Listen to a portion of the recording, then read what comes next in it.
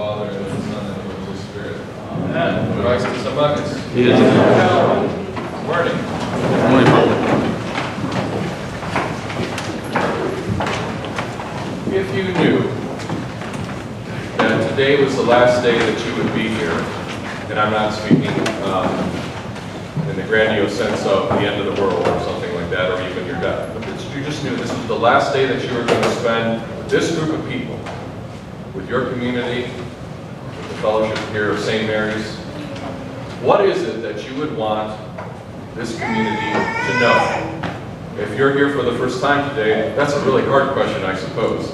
So it's more like, if you were able to be here, but you knew you weren't, but you at least wanted to say something about yourself and about your life, what would it be?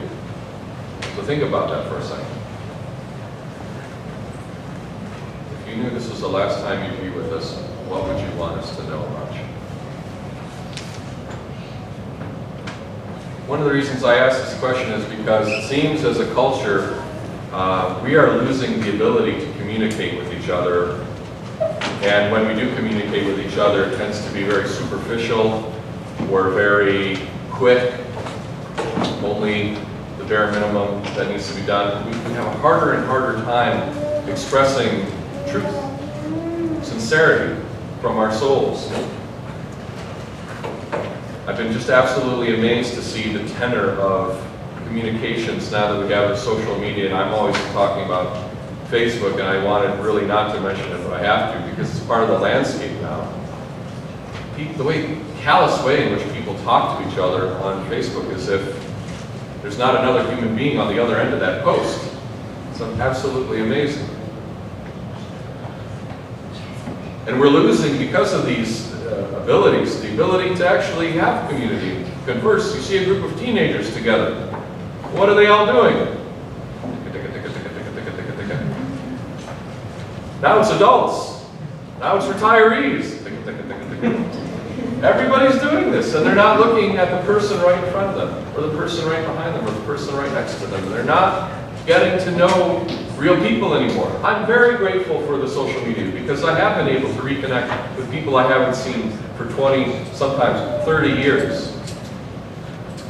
And I'm grateful that that has given me the opportunity to make some peace in my heart with people, to tell them, I just wanted to know how much I did appreciate your friendship, or how I have missed you, or how I'm really sorry I was such a cat, or whatever it was that I needed to say to them that I haven't been able to say in all those years. And that's great, that's a blessing. But I want to make sure that it doesn't come true with one of those people I saw post this morning. I want to get off of this because I feel like I'm becoming antisocial. I'm not talking to people anymore. I'm just on the computer. So brothers and sisters, one of the things that we need to do as a community as well as St. Mary's is to improve our ability of communicating with each other. There are many things that go into a healthy parish. Education, service, worship, of course, that's the predominant thing in a community.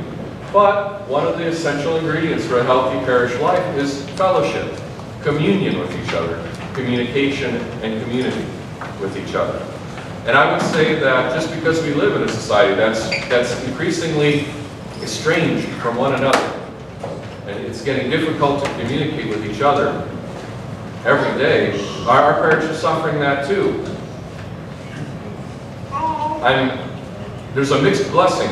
I've had a number of people say to me in the last year, gee, every time I come to St. Mary's, I don't recognize anybody. There's so many new people. Well, that's a blessing, but it's also a blessing that comes with a challenge. And that is, if I really want to feel at home still at my own parish, that means I have to always be ready to communicate with new people. I can't always go and just wait and see everybody knows my name and everybody's the same as they've always been. I've been in a parish like that. It's great, but you know what? It's not growing. And people are just, enjoying each other's company and watching each other die. That's what happens in those parishes. If we want to maintain a healthy parish, we have to balance both the growth, but also the friendliness and the communication. So, I can talk to you about this all day long. because it's always on my mind. As your pastor, as your priest, it's the thing that I see that's most frustrating to me, disconcerting to me, because there's so little I can do about it. But there's one thing I can do, and is I can stop talking about it today. And I'm going to ask you to give the sermon today. And the way I want you to do it is I want you to turn to your left and to your right, and to behind you, whichever it is. And I want you to find somebody in the room sitting next to you, and I want you to talk with each other for the next 5 minutes. Seriously. And I want you to not just say, hey, how are you doing? What's your name? Where are you from? What do you know, who do you like for the playoffs, etc., etc. I want you to be able to share with them, if you're willing and able, to answer that first question I asked you. If today was my last day at St. Mary's, this is what I would want you to know. And pick somebody you don't really know well, please. If you're a new person, that's easy. If you're a person who's been here 5, 10 years, it's a little bit harder because it's a challenge for you to get outside your comfort zone.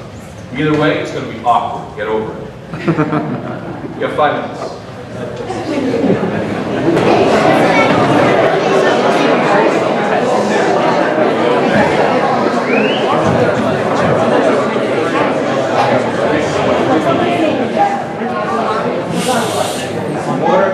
Didn't anyone tell you there's no talking in church?